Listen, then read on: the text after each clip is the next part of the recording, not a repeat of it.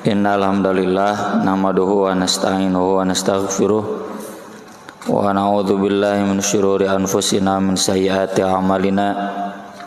Asyhadu an la ilaha illallah wahdahu la syarikalah wa asyhadu anna Muhammadan abduhu wa rasuluhu alladzi la nabiyya wa la rasula ba'dah.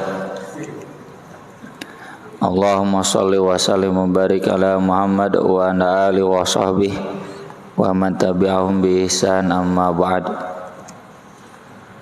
Halaman 406.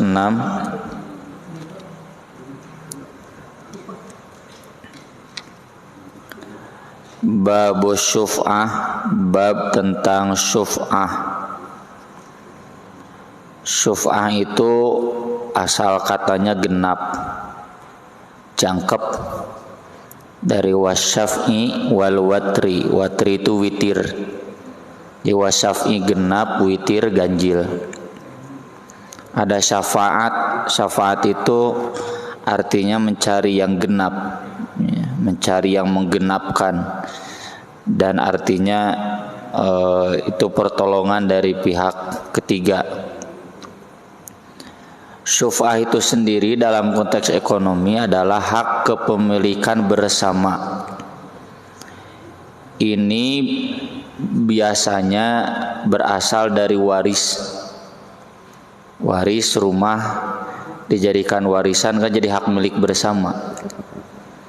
Atau untuk satu fasilitas umum, ya, fasilitas umum fasum itu hak milik bersama. Termasuk nanti dalam masalah ketetanggaan, hak milik bersama ini atau hak bersama-sama ini nanti berlakunya dalam hal jual beli. Tidak boleh menjual kepada pihak luar sebelum menawarkannya kepada yang memiliki hak syuf'ah, ya. Contoh, saya dengan Pak Ahmad, dengan Pak Hamid memiliki rumah bersama-sama sebagai warisan. Bagian saya itu tidak boleh dijual kepada yang lain sebelum ditawarkan ke Pak Hamid dan Pak Ahmad. Itu syuf'ah itu. Dan ini ketentuan syariat. Kalau ditawarkan ke yang lain, secara pengadilan Islam, ketika Pak Hamid dan Pak Ahmad nggak setuju, itu bisa dibatalkan dan termasuk berdosa karena tidak menyalurkan hak kepada yang berhaknya. Termasuk syuf'ah ini hak milik bersama pemberian negara, misalkan ini lahan, silakan, ini milik warga RT anu misalnya. Nah, maka ini hak milik bersama ini setelah dibagi-bagi sudah jelas. Kalau mau dijual itu nggak boleh kepada pihak yang lain, harus kepada rekan-rekan syuf'ahnya. Termasuk nanti dalam hal ketetanggaan. Ketetanggaan itu berlaku hak syuf'ah. Ada riwayat, ya, tapi tidak ditulis di Bulughul Maram. Nanti ada hadisnya, cuma sababul wurudnya nggak dituliskan. Kalau hadisnya ada. Contoh, sahabat Jabir menjual rumah kepada sahabat Ali, tetangganya. Dia menawarnya 400 dinar. Sementara yang lain itu menawar ada yang 600, 700, nggak ada yang 400. Karena hak syuf'ah kepada tetangga itu, ya, maka suka tidak suka kata Jabir, saya jual kepada kamu karena kamu tetangga saya.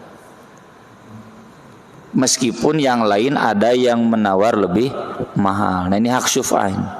Ini jarang dipahami kecuali bagi yang suka ngaji, ya.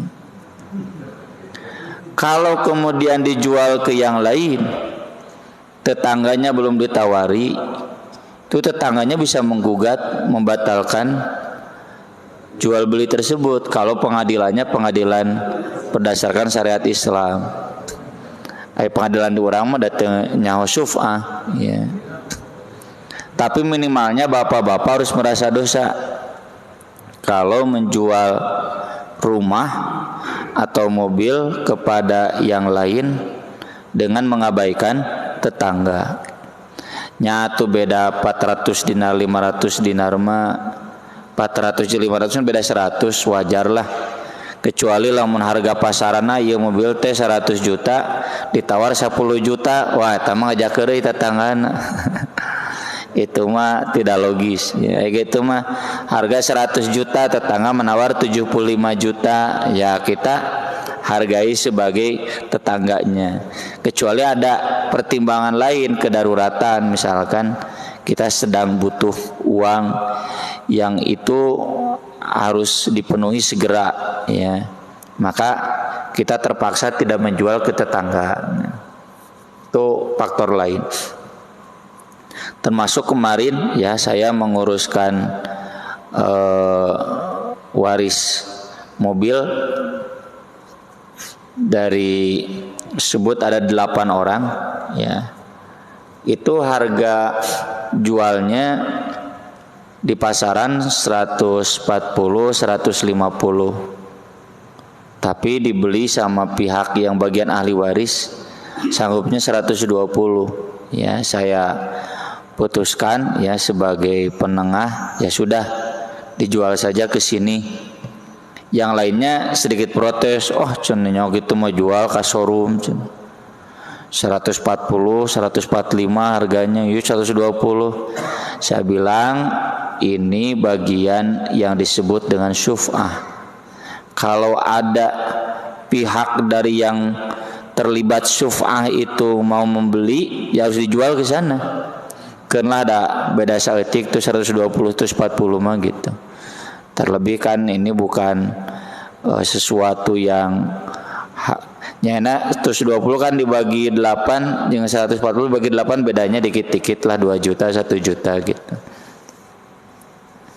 Nah itu ya bapak-bapak syuf'ah. Kita baca hadis-hadisnya. Wa an Jabir bin Abdullah radhiyallahu anhum qala qada Rasulullah sallallahu alaihi wasallam bi syuf'ati fi kulli ma lam yuqsam. Rasulullah sallallahu alaihi wasallam memutuskan syuf'ah pada setiap barang yang belum dibagikan. Istilahnya itu bisa akor, bisa ghair akor, tapi umumnya akor. Akor itu wujud benda, bukan uang. Tanah, rumah, bangunan, kendaraan. Fa idza waqa'atil hudud, kalau sudah jelas batas-batasnya, wasurrifatit turuq, dan sudah diatur jalan-jalannya, fala syuf'ata, maka sudah tidak ada lagi syuf'ah. Maksud syuf'ah di sini sudah bukan hak milik bersama lagi. Yang batasnya sebelah sana milik si A-nya, berarti itu milik si A. Ini milik si B, ya. Ini milik si C. Kalau sudah dibagi-bagi. Contoh misalkan ada warisan berupa lahan toko di pinggir jalan. Itu sampai sekarang nggak dibagi-bagi warisnya. Kenapa lebar? Gitu. Makanya disepakati ku ahli waris, atau saya disewakan toko. Nah dari hasil sewa itu dibagi berdasarkan waris. Tapi katanya dibaginya tidak berdasarkan waris. Nah itu nggak adil, saya bilang. Harusnya dibagikan berdasarkan waris, karena itu sudah berstatus warisan. Meskipun sebagian pihak udahlah jual saja, tapi mayoritas jangan dijual. Itu kalau nggak dijual nggak bisa dimanfaatkan hasilnya. Toko lebar sisi jalan gitu. Kalau dibagi-bagi nanti kan dijualnya terpotong-potong, susah juga. Kalau dijual langsung nggak ada pemasukan gitu, yang rutin tiap tahun. Nah itu boleh, itu masih syuf'ah, hak milik bersama. Tapi tentu dibagikannya harus berdasarkan waris si uang sewanya itu, karena itu sudah masuk warisan. Kalau sudah dibagi-bagi, ini sebelah sini bagian anak pertama, sebelah sini bagian anak kedua, sebelah sini bagian anak ketiga, nah maka itu sudah tidak berlaku hak milik bersama, sudah milik masing-masing. Wa fi riwayati Muslimin, dalam riwayat Muslim, asyuf'atu fi kulli syirkin. Syuf'ah itu berlaku pada setiap yang berserikat, yang dimiliki bersama. Fi ardin maulahan au robu'in, atau kampung ya, kebun, au haid itu sawah atau kebun yang dibenteng. La yasluhu, tidak layak, wa filadzin la yahillu, dalam riwayat lain tidak halal, an yabi'a, dia menjualnya, hatta ya'ridu ala syarikihi, sehingga dia menawarkannya terlebih dahulu kepada serikatnya itu. Ini yang tadi saya jelaskan. Jadi kalau sudah dipisah-pisah kan sudah jelas bagiannya, itu boleh dijual oleh pemilik masing-masingnya, tapi tetap berlaku hak syuf'ahnya dalam hal harus ditawarkan kepada sekutunya. Wa fi riwayat At-Tahawi, dalam riwayat At-Tahawi, qada Nabi sallallahu alaihi wasallam bi syuf'ati fi kulli syai'. Nabi sallallahu alaihi wasallam memutuskan syuf'ah dalam segala sesuatu. Jadi bukan hanya lahan, kebun dan rumah saja, segala sesuatu yang berserikat. Ini dialami oleh masjid saya sendiri kan. Masjid saya bagian depan dan belakangnya itu belum dijual, belum dibeli oleh masjid. Jual ke masjid tapi harganya di luar nalar gitu. Lahan yang tidak ada bangunan. Dulu saja kita beli masjid satu tumbak ya 2 tahun yang lalu 700 juta ya, 700 juta 70 juta ya, karena 10 tumbak jadi 700 juta gitu. Ini cuma 2 tumbak, dia pengin 350 ya. Kabina-bina aja deh. 2 tumbak kalau pakai hitungan yang dulu paling mahal 200 ya, atau 150. Harga normalnya ini pengin 350. Nah, kalau dia ngerti hak syuf'ah, harusnya ketika ditawar harga normal, harga NJOP, dia kasihkan. Da orang tenawar murah, harga sesuai NJOP. Ini dia malah ditaikan, apal masjid pasti butuh ya. Jadi kuduna teh ka masjid mengawakapkeun ya, biar jadi harta jariah abadi sampai dia mati. Ieu mah ngadon ngajual mahal gitu. Keun lah cete antep fokus selama bayar hutang. Saya cenah ke dibeli ku batur bangun ke ngahalangan masjid. Di pikiran kurang mah capek kewe cete tawakalkeun ka Gusti Allah. Nes kumaha atuh da. Masa kita mengorbankan uang umat untuk membeli sesuatu yang kemahalan, saya bilang. Enak harga sapi misalkan 25 juta dijual 50 juta, berapa udah dibeli mana tuh sarua jeung ngorupsi duit umat. Saya bilang enggak. Kok dia mau tukar guling dengan yang itu ya. Si itunya datang ke masjid minta uang, katanya itu atuh main tembak wae. Nah ini karena mereka nggak paham dengan syuf'ah. Kalau paham harusnya diberikan ke masjid, jangan dijual ke yang lain ya. Dan alhamdulillah sampai saat ini belum ada yang mau membelinya. Tidak kemahalan ya, jabak kacepet ke masjid. Yang di belakangnya juga sama, pingin 2 tumbak itu 300 juta dan maharupna yang 350 ya. Leheungna di belakang mah ada bangunan, tapi udah bangunannya nggak mungkin dipakai oleh masjid ya. Dan rumah-rumah ini padahal nggak ada sertifikat tanahnya, nggak ada. Yang di depan masjid dan di belakang nggak punya sertifikat tanah. Kalau kita yang kita beli itu dulu, kenapa beli cuma segitu meninggalkan yang itu? Karena itu yang 3 itu, 1 tumbak lalu 2 tumbak itu nggak ada sertifikatnya. Saya nggak mau. riweuh KTCT orang ngurus sertifikat kali itu ka dia enak saja. Nah, ya geus mau sertifikat coba jual mahal apa masjid butuh gitu. Harusnya wakaf atau minimal menjual NJOP gitu. Kalau paham hak syuf'ah, ya mah ada jual mahal bari sertifikatan. Wa Anas bin Malik radhiyallahu anhu qala Rasulullah sallallahu alaihi wasallam jarud dar ahqqu biddar, tetangga rumah lebih berhak dengan rumah itu. Dalam hadis berikutnya dari Abu Rafi' radhiyallahu an qala Rasulullah sallallahu alaihi wasallam al jaru ahqqu bi sokobihi, tetangga itu lebih berhak karena kedekatannya, berhak dengan hak syuf'ah yang tadi saya jelaskan. Dia berhak ditawari lebih dulu dan menjadi penawar utama, ya, yang lain harus diabaikan. Ini juga dialami oleh masjid yang lain, ya, tetangga saya yang sebelah sana dekat ke Jalan Jamika. Itu mah nempel bisa di belakang masjid, ya, dibeli oleh masjid 100 juta nggak ngasih, ngadon dijual kata tangan tukang karena harganya lebih gede. Padahal masjid menawar NJOP, ya memang ke tetangga lagi, tapi kan justru seharusnya yang lebih membutuhkan adalah masjid. Dan sesudah dijual ke sana dibeli lagi oleh masjid, dia nggak jual 2 kali lipat. Ih kada demesna jelema zaman kiwari. Ya jauh ke dan mikiran wakaf, ya malah mumpang-mumpung, ya, tahu masjid butuh itu dijual mahal.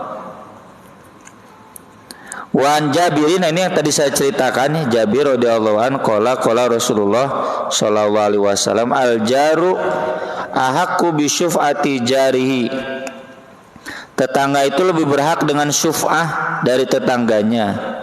Yuntazuru biha, dia ditunggu, wa in kana ghaiban, meskipun sedang tidak ada. Keribadah haji ayeuna dagoan we engke bulan Agustus, balikna kan akhir Juli, ya, tunggu saja. Aduh makaning butuh wayahna we tunggu, jangan dijual ke yang lain. Idza kana tariqu mawahidan, apabila jalannya masih sama, ya. Ya kayak tadi yang saya ceritakan, ada lagi tetangga yang mau jual di belakang masjid, jalannya kali tukang, itu mah nggak berlaku. Ini mah yang kita bahas itu yang memang jalannya sejalan jeung masjid atau dengan rumah kita. Saya pun dulu beli rumah dari yang bagi waris, ya, semuanya 10-12 tumbak, saya beli 3 tumbak. Saya pastikan dulu almarhum baru kemarin meninggal dunia. Itu ini sudah jelas batas-batasnya, sudah cerita ieu tidir ka dieu. Nu nawarkeun teh di anakna. Atuh cete peser ku anakna, cenah alim hayang cas pulang duitna. Terus itu adik-adiknya gimana? Sami cenah ieu adik-adik ada di jalan rualan nyawe dari 12 tumbak itu cuma tersisa 4 tumbak, 8 tumbaknya di jalan rualan. Nya atuh kitu mah dan saya kebetulan tetangga dekatnya, kita beli. Jadi bapak juga yang membeli harus teliti, jangan kita beli tanya dulu itu sudah ditawarkan ke tetangga belum. Ya, jangan sampai ditawarkan dulu ke yang lain sebelum ditawarkan kepada tetangga. Dan kita sebagai pihak lain harus mengingatkan penjual, dahulukan tetangga. Ini ada hadisnya. Ini sabda Nabi ini diulang-ulang, al jaru ahqqu bi syuf'ati jarihi. Jadi jangan orientasi keuntungan semata, tapi kita orientasi juga keridhaan Allah, ya, keberkahan. Hadis berikutnya dari Ibnu Umar radhiyallahu anhu, Nabi sallallahu alaihi wasallam maqal asy-syuf'atu kahalil iqal. Syuf'ah itu bagaikan melepas tali unta. Ini ada penjelasannya di bawah. Jadi kalau disebut tali unta itu mudah lepas, ya. mudah dibeli, mudah lepas, susah dicari lagi gitu. Maka dari itu harus betul-betul ditawarkan ke tetangga. Meski ini hadis dhaif. Wala syuf'ata lil ghaib, dan tidak ada syuf'ah bagi yang tidak ada. Ini hadisnya dhaif, yang dipakai yang tadi sahih. Kalau hadis ini dipakai berarti boleh kepada siapa saja yang lebih cepat. Tapi hadisnya dhaif, tidak dijadikan rujukan. Yang dijadikan rujukan yang tadi, meskipun tetangganya sedang tidak ada, belum pulang, maka tetap harus didahulukan ke tetangga. Ditunggu dulu. Tuh nama canggihnya zaman telepon, zaman video call, dikontak saja. Kalau misal tetangga, aduh saya baru punya uangnya nanti 3 bulan lagi, tunggu. Berarti dia sanggup untuk membelinya. Mobil juga sama, ya. Kalau dia sanggup membelinya 3 bulan lagi, berarti kalau kita butuh uang, kita pinjam dulu. Nanti 3 bulan lagi dibayar. Efek tetangga nanti jadi muli, dijual saja sama yang lain, dipastikan. Babul kirod. Kirod itu dari kordun. Kordun itu meminjamkan, saling meminjamkan. Bahasa ayeuna mah naon konsinyasi, ya. Saya dagang buku, agen-agen atau penjual eceran yang dagang buku saya, pinjam dulu kan buku dari saya. Jarang tuh ada yang cash atau kredit, jarang. Rata-rata kalau tidak kredit konsinyasi, dia pinjam dulu buku, dijual, yang tidak terjual dikembalikan. Itu kirod, saling meminjamkan. Bagaimana kedudukan hukumnya? Ada ya, disyariatkan. Bahkan ini yang sampai hari ini dijadikan landasan fikih utama untuk mencegah riba, ya. Jadi alternatif riba itu yang paling utama adalah kirod, muqorodoh, atau istilah umumnya mudorobah, ya. Mudorobah itu saling menyimpan saham, saling memukul, saling menyepakati, mudorobah itu. Atau bahasa lainnya adalah bagi hasil. Hadisnya dari Syuhaib radhiyallahu annan Nabiyya sallallahu alaihi wasallam qol salasun fihinna al-barakah. Ada 3 hal yang di dalamnya menjadi berkah. Al-bai'u ila ajalin, jual beli sampai batas waktu, maksudnya dicicil, kredit. Wal muqaradah, akad kirod, ya, saling meminjamkan tadi. Wa khaltul burri bisyair lil bait la lil bai', mencampurkan gandum bur, gandum yang bagus, dengan gandum syair lil bait, tapi untuk di rumah, bukan untuk dijual. Mendijual mah beras oplosan dea, ya. Ai bungkusna beras super, ari eusina oplosan jeung beras raskin. Itu penipuan, ya, sebagaimana sudah kita bahas di pedagang buah-buahan, ya, biasa nama suuk, yang kelihatan oleh Nabi kurma itu di atas bagus, pas Nabi menyodokkan tangannya ke bawah, karena Nabi tahu, ya, tabiat tukang kurma gitu, ternyata yang basah. Jadi campurkan yang kering dengan yang basah dan dijual, harganya harga kurma kering. Itu Nabi menyebut man ghasya falaisa minna, siapa yang menipu bukan umat kami. Umat kami itu berarti dosa besar, ya, karena neraka. Meskipun bukan berarti kafir, selama dia masih muslim, ada kemungkinan dia dipindahkan ke surga berdasarkan syafaat. Meski hadis ini dhaif, ya, sanadnya, tapi dikuatkan oleh hadis-hadis lain, diantaranya tadi, ya. Yang kedua, al-bai'u ila ajalin, ini juga sudah kita bahas dulu, ya. Ketika ada para pedagang pakaian dari Syam datang ke Madinah, istri Nabi meminta Nabi untuk belanja pakaian. Namanya juga ibu-ibu, banyak ibu-ibu mah resep barang pakai, namun bapak-bapak cenah barang dahar. Aya oge bapak-bapak nu duanana omnivora berarti ini. Semua barang dahar jeung barang pakai. Kalau ibu-ibu barang pakai, pokokna mah sapoe teh hiji tiung teh mun sabulan 30 nya tiung teh. Baju juga sama ya. Kalau buka HP moal jauh ningalian baju. Dan itu tabiat itu memang sunatullah, buktinya istri Nabi juga begitu. Lalu kata Nabi, saya enggak punya uang sekarang. Karena Nabi SAW sebagaimana sudah sering kita bahas, beliau itu dermawan, ya, jarang nyimpen uang. Tapi beliau memberikan risiko ke istrinya. Cukup untuk 1 tahun seresiko teh. Lamun sabulan 5 juta berarti setahun 60 juta. Nabi mah sekaligus bapak 60 juta langsung teh. Wah hese. Jaba salapan ya, 6 kali salapan, wah 360 juta mun aya mah sakali ngaresikoan. Cuma masalahnya istri Nabi pun berehan ya, buktinya Aisyah ada bara main pengemis.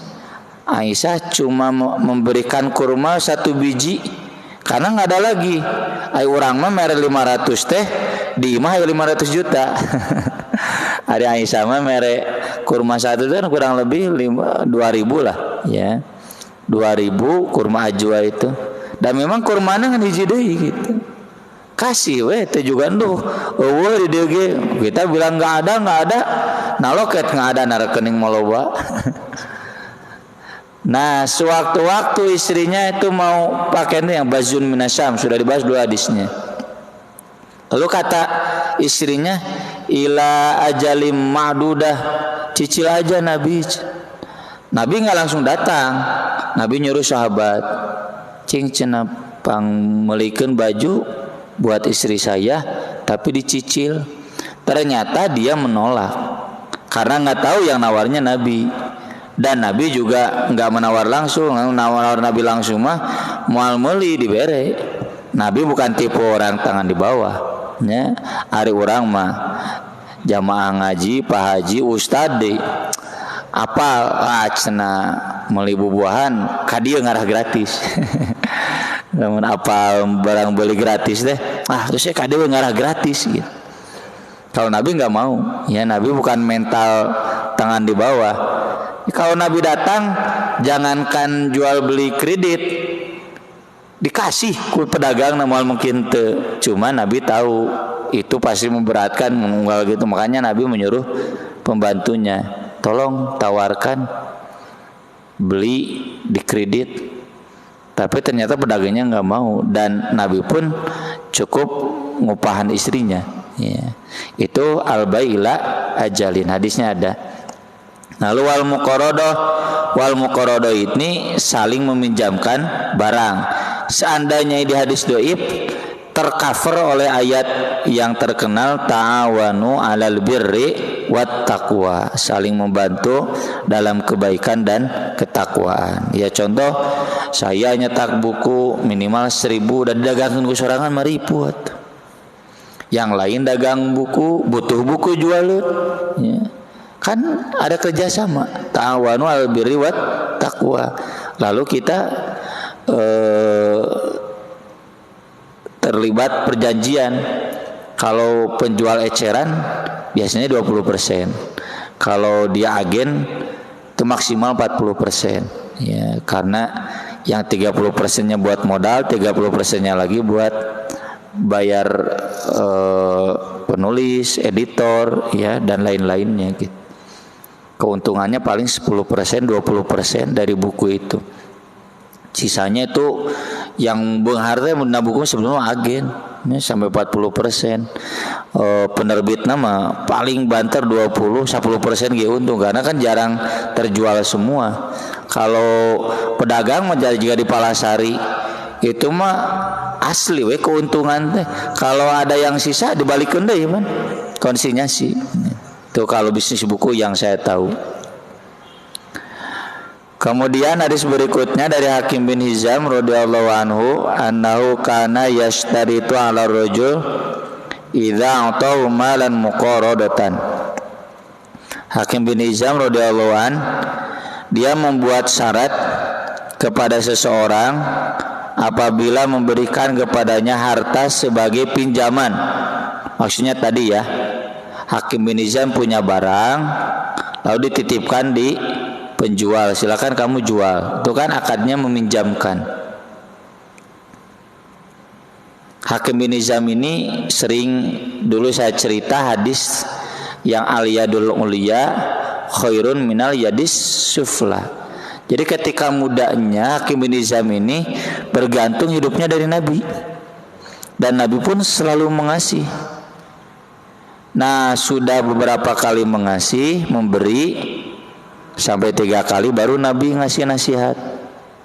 Ya Hakim, gitu kan hadisnya. Inna hadzal mal hulwatun khadiratun. Harta itu hijau dan manis. Siapa yang mengambilnya bukan karena ingin diberi, maka dia akan berkah. Tapi siapa yang mengambilnya bi israfi nafsin, karena ingin diberi, hayangna teh ngeunahna we, nya camkeun jeung bodak ngora, pinginnya enaknya, kata Nabi lam yubarak fi, tidak akan berkah. Al yadul uliya khairun minal yadis sufla. Tangan di atas lebih baik daripada tangan di bawah. Jadi Hakim bin Hizam itu mentalnya selalu ingin diberi, hayang gratis, hayang menang potongan gede, hayang menang keringanan gitu. Ya mah orang tua santri biasanya ke pesantren teh. Minta yang gratis, minta keringanan. Nyawa pesantren teh lain lumung duitnya. Sarua pasar ngeripu nya kabuktosan kiayana. Tapi belum apa-apa mentalnya pengin diberi gratis, diberi murah. Nah itu kata Nabi, al-yadus sufla, jelek, hidupnya tidak akan berkah. Lalu kata Hakim bin Hizam, demi Allah la arzau abadan, saya tidak akan meminta atau ingin diberi selama-lamanya. Bahkan ada bagian ghanimah pun dia nggak mau ngambil, disodakohkan saja. Dan tidak lama kemudian Hakim bin Hizam menjadi pengusaha. Nah ini hadis Hakim bin Hizam sudah jadi pengusaha. Karena mentalnya sudah mental tangan di atas.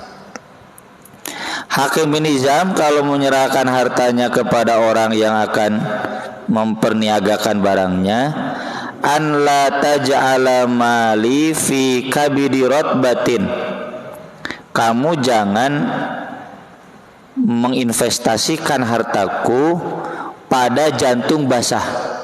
Jantung basah itu makhluk hidup. Saya dengar berita dari pegawai bank itu paling tidak mau membiayai usaha peternakan karena gambling ya.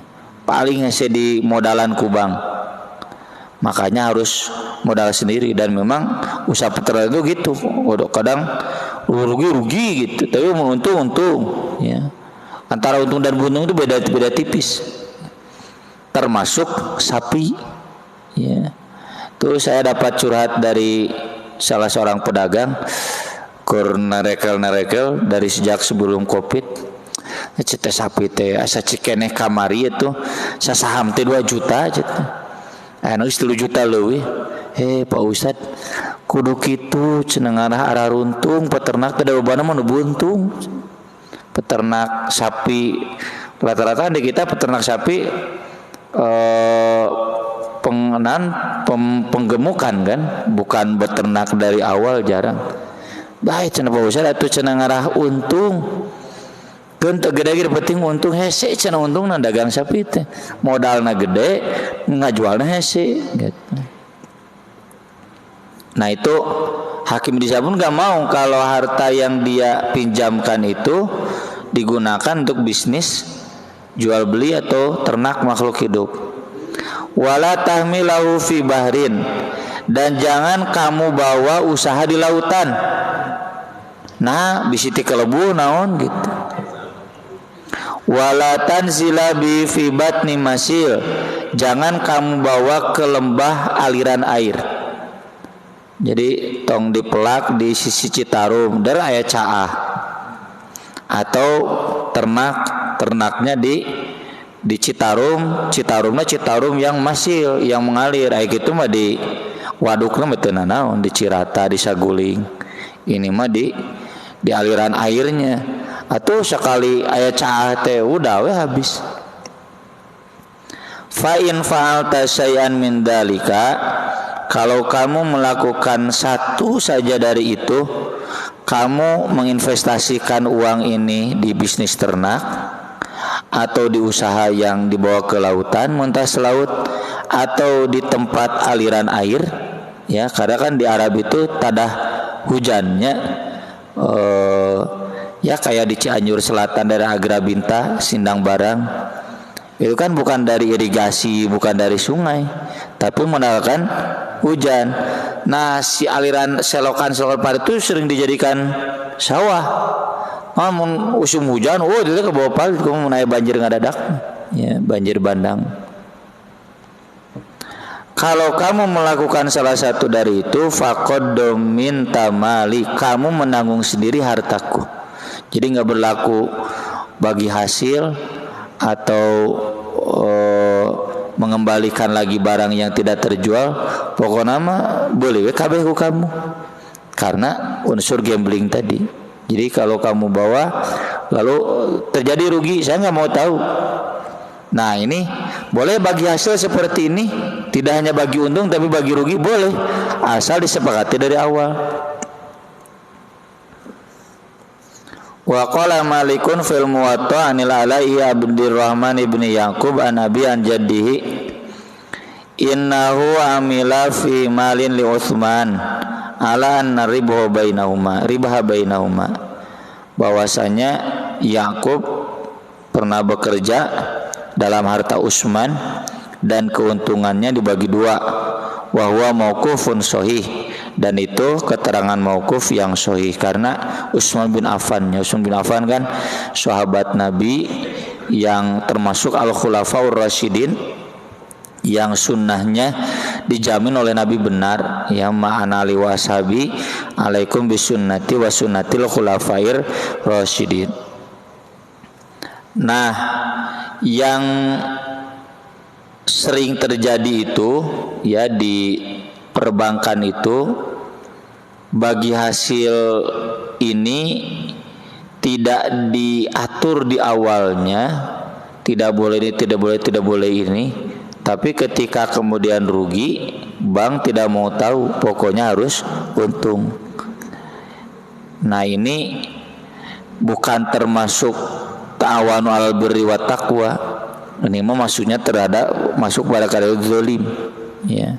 Maka dari itu pihak perbankan itu harus detail, ya. Kalau usaha ini usaha pertanian harus detail, sama seperti dari Hakim bin Hizam, harta saya nggak boleh begini, nggak boleh begini, nggak boleh begini. Kalau begitu kamu tanggung sendiri. Kalau tidak detail itu dolim, ya, karena kan yang namanya usaha mungkin untung mungkin rugi. Nah bapak-bapak yang meminjamkan dana ya kepada keluarga, kepada tetangga, kalau kemudian ada yang rugi, ya kenapa? Kan bagi hasil lain bagi untungnya termasuk bagi rugi. Kalau memang dia rugi, berlaku yang kemarin yang taflis, yang hajar, sita saja barang yang adanya, selebihnya itu jadi utang dia. Kalau dia nggak mampu bayar, itu dibayarnya oleh zakat, gitu. Jadi jangan kemudian secara serampangan ya sampai dimiskinkan. Kita tetap pakai pertimbangan keadilan. Kalau memang si pembawa barang itu terkena musibah nggak mampu bayar, ini keuntungan dibagi dua itu kalau ada untung, kalau nggak ada ya rugi ditanggung bersama. Aku qouli hadza wa astaghfirullah li wa lakum. Wassalatu wassalamu ala Rasulillah. Wassalamualaikum warahmatullahi wabarakatuh. Bila yang badai naroskeun. Mangga Pak Haji. Waalaikumsalam warahmatullahi wabarakatuh.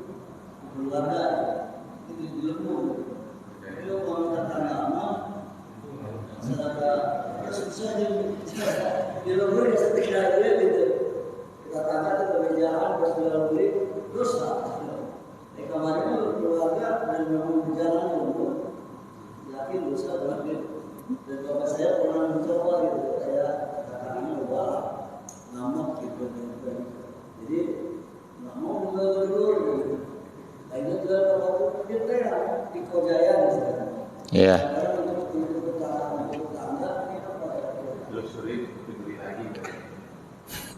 Ya, jadi syuf'ah itu kalau dengan sesama keluarga, kata Pak Haji itu bahkan sudah jadi hukum adat. Tapi kalau dengan tetangga, apa landasan rasional dalilnya gitu. Ini kembali ke hadis-hadis umum tentang tetangga. Kata Nabi SAW, mazala Jibrilu yusini bil jar hatta dhonantu annahu sayuwarrithu. Selalu Jibril itu mewasiatiku tetangga sampai aku mengira tetangga itu ahli waris. Jadi dalam konteks hukum Islam itu tetangga itu mirip dengan keluarga, ahli waris. Dan hadis-hadis tentang tetangga ini banyak ya. Tidak boleh kita bawa makanan keluar anak kita kalau tidak ngasih ke tetangga. Kalau masak keambus sengitna harus ngasih ke tetangga gitu. Itu kan tuntutan syariat itu banyak di hadis. Dan ini menunjukkan bahwa memang perhatian syariat Islam pada tetangga itu mirip-mirip dengan kekeluarga. Jadi kalau tadi kata Pak Haji, kekeluarga mah sudah berjalan. Nah, tinggal satu step lagi ke tetangga. Meski tentu nanti kita bedakan ya, tetangga yang dimaksud tetangga yang muslim. Kalau dalam konteks jual beli, kembali ke dalil yang umum yang kemarin kita bahas. Kita dahulukan muslim sebagai wali. Kalau non muslim itu enggak dikategorikan wali. Ini konteksnya adalah tetangga yang muslim. Kan di hadisnya juga al-jar qoblad dar. Perhatikan tetangga sebelum memilih rumah. Jadi kita nanti rumah di sini bagaimana tetangganya. Dan patokan tetangga itu kan masjid. Jadi kata Nabi kan la yahillu li jaril masjid an yusolliya illa fil masjid. Itu kata Ali bin Abi Thalib. Meskipun mauquf tapi memang benar. Tidak halal bagi tetangga masjid kecuali sholatnya di masjid. Lalu apa tetangga masjid itu? Man yasma'un nida, yang mampu mendengar adzan. Nah, jadi patokan al-jar qoblad dar itu aya masjid teu di dinya. Kalau tidak ada, bisa nggak kita bangun masjid di sana? Gitu. Nah, makanya filosofinya kita harus membuat perkampungan muslim. Jadi kita bertetangga dengan yang muslim. Tentu yang di TKI bukan berarti diusiran anu Kristen apa anu non muslim, nah, tapi bagaimana kita berupaya ya agar semakin lebih banyak muslimnya. Mun perlu juga Israel dibelian ya, tanah nu orang Palestina teh, tapi dibelianna yang sesuai syari, jangan kayak orang Israel dibelian harga murah bari jeung bedil ya. Dengan teror itu tidak berperi kemanusiaan. Yang lain mangga? Mangga Pak Ji. Misalnya gini, kenapa misalkan saya nggak menjual kendaraan ke tetangga atau pembeli, karena dikhawatirkan kendaraan tadi setelah dibeli dimulai misalkan banyak sering rusak lah gitu lah ya, sering itunya ini sehingga ada perusahaan nanti ada perasaan nanti suatu saat saya nggak enak gitu.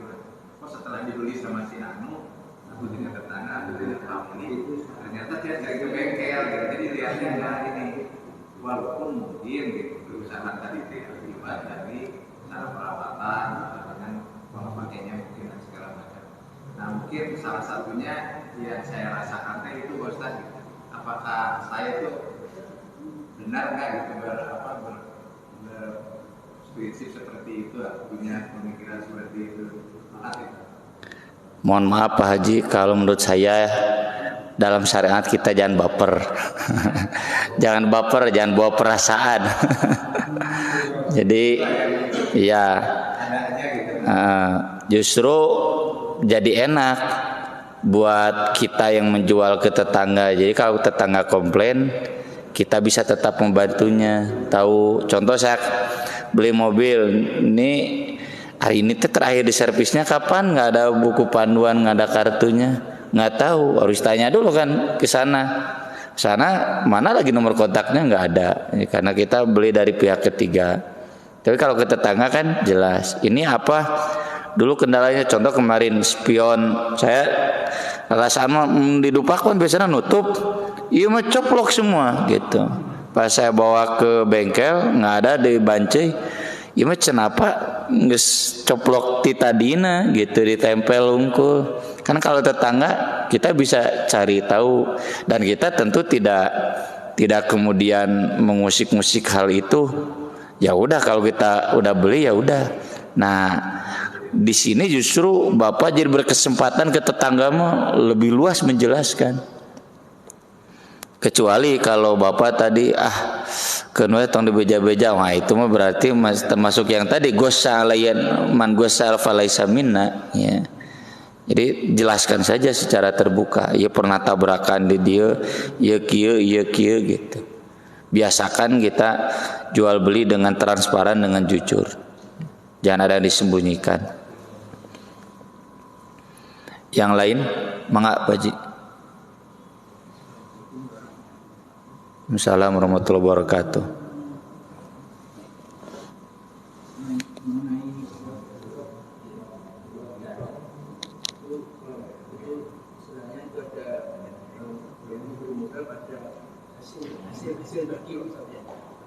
Berarti kalau misalnya yang pemberi modal berikan pada yang bekerja yang menerima itu, kalau misalnya itu usaha itu rugi, itu harus tanggung sama-sama. Kalau gimana? Misalnya kalau kita kan syariah itu kan ada beberapa itu kan kita nggak tahu usaha yang di sana itu rugi atau enggak, kan kita dapat hasil belum. Kemudian jual itu menjelang yang berat ini kan ada mengenai saum pada awal Zulhijjah 1 sampai 9. Para ulama masih ada perbedaan, ada yang untuk tanggal 9 saja, ada yang 1 sampai 8 atau 9. Kira-kira bagaimana? Yang pertama, mukorodoh itu akadnya itu meminjamkan, ya. Yang kemudian nanti dibagi hasil. Kalau kemudian rugi, itu yang tadi kita bahas harus detail di persyaratan. Kalau kayak Hakim bin Hizam nggak boleh begini, nggak boleh begini, nggak boleh begini, lalu dia langgar, maka berarti dia menanggung sendiri kerugiannya, dan statusnya berarti utang yang harus dibayarkan oleh pengambil barang. Tapi kalau misalkan sesuai dengan kesepakatan usaha itu, bahkan diawasi oleh pemilik dana, lalu kemudian terjadi kerugian di luar hal kelalaian si pengelola bisnis, mungkin karena bencana alam, misalkan gunung meletus atau ada banjir bandang, maka ini tentu tidak boleh ada unsur zalim. Ya, nggak boleh kita memaksakan kepada si peminjam barang itu harus melunasi dengan utuh sesuai kesepakatan awal. Bank konvensional saja itu kan, atau pajak ada keringanan kayak kemarin ketika Covid kan diputihkan, dinolkan cicilannya. Nah yang begitu-begitulah. Jadi intinya kembali tidak boleh ada saling mendolimi, harus kerjasama itu alal birri wat taqwa. Tapi memang bank berhak kayak Hakim bin Hizam tadi, nggak boleh begini, nggak boleh begini, nggak boleh itu, harus detail. Kalau Bapak bersedia silakan, kalau Bapak tidak bersedia berarti mundur saja. Ya, jangan ikut terlibat kerjasama itu. Kalau kemudian bersedia dan kemudian ceroboh, lalai, berarti itu statusnya utang yang harus dibayarkan. Kalau kemudian ada musibah di luar kelalaian, ini prinsipnya tentu harus bagi rugi juga, nggak boleh ada saling menzalimi. Kemudian yang kedua tentang saum awal Zulhijjah itu, setahu saya tidak ada perbedaan di kalangan para ulama kecuali ulama yang kesininya yang sudah tanggung ngomong saum itu 9 Zulhijjah saja tanpa menelaah terlebih dahulu bahwa dalil-dalil para ulama 4 mazhab itu sepakat bahwa dalil-dalil yang menyebutkan amal terbaik itu dari tanggal 1 sampai tanggal 9 Zulhijjah dan salah satunya adalah saum, itu hadis sahih Bukhari. Sayang kalau tidak diamalkan. Cuma memang sunat kalau Bapak nggak mampu, prioritaskan tanggal 9 saja, karena tanggal 9 itu yang paling baik dari 9 hari Zulhijjah itu, yang pokoknya puncaknya dari tanggal 9, bisa menghapus dosa yang lalu dan dosa yang tahun yang lalu dan tahun yang sedang berjalan, begitu ya. Itu setahu saya sudah sepakat itu. Kalaupun ada hadis Aisyah, saya tidak pernah melihat Nabi saum, tidak melihat itu kan bukan berarti tidak diamalkan. Buktinya istri Nabi yang lain meriwayatkan ada. Ada yang menyebut itu hadisnya doif. Ya tapi ada para ulama hadis mensohihkan itu. Kecuali yaitu ulama itu yang baru-baru itu. Ya. Ulama hadis seteliti Albani, Ibnu Hajar pun mensohihkan. Berat untuk mendoifkan. Katanya meragukan status sahabatnya. Sudah jelas tuh data yang ada itu sudah cukup bahwa dia sahabat. Kalaupun gak jelas namanya, sahabat itu no problem. Sahabat itu semuanya adil. Ya, dan saya sudah banyak tulis ya dari 5 tahun yang lalu, 6 tahun yang lalu seputar tema ini, dan saya merasa cukup ya dengan tulisan-tulisan saya, penjelasan-penjelasan saya. Ini faktanya. Mau buka Al-Autor, mau buka Fathul Bari, mau buka kitab fikih manapun silakan. Gak mungkin ada yang sampai menyebut bid'ah. Atau minimalnya saya gak mampu gitu. Nggak bid'ahkan untuk mengharamkan anu halal. Ya. Ini cina bukan sunnah. Ya kalau gak setuju gak apa-apa. Tapi kalau sampai menyebut bid'ah gak ada, hati-hati, itu bisa mengharamkan yang halal. Ya, jadi kita kembali lagi ke kode etik ulama, yadullahi ma'al jamaah. Kalau jamaah ulama udah sepakat itu ada yadullah di sana. Iya. Kalaupun kita nggak mampu ya udah jangan. Pokoknya kalau khairun aulitasmut jangan kemudian bikin perkataan-perkataan yang meresahkan umat. Dan bapak-bapak nggak usah dibuat resah. Itu udah jelas tuh. Saya sering bilang sok buka kitab naon. Kamu ngarujuk ke kitab mana gitu yang sok buka kitabnya. Saya sering tantang begitu. Dek Mukanul Autor, Fathul Bari, Syarah Nawawi, Aunul Ma'bud, Subulus Salam silakan. Itu jelas ada. Ya. Sahih Bukhari itu Bukhari Bukhari dek didoibkeun. Ada lagi? Cukup? Ya, baik kalau cukup. Terima kasih atas perhatiannya. Insya Allah kita sambung nanti di bab kerjasama di pertanian atau perkebunan. Barangkali banyak di sini bapak-bapak yang punya lahan pertanian, perkebunan. Aku qouli hada wa astaghfirullah li wa lakum. Subhanakallahumma bihamdik asyhadu an la ilaha illa anta astaghfiruka wa atubu ilaik. Wassalatu wassalamu ala Rasulillah. Wassalamualaikum warahmatullahi wabarakatuh.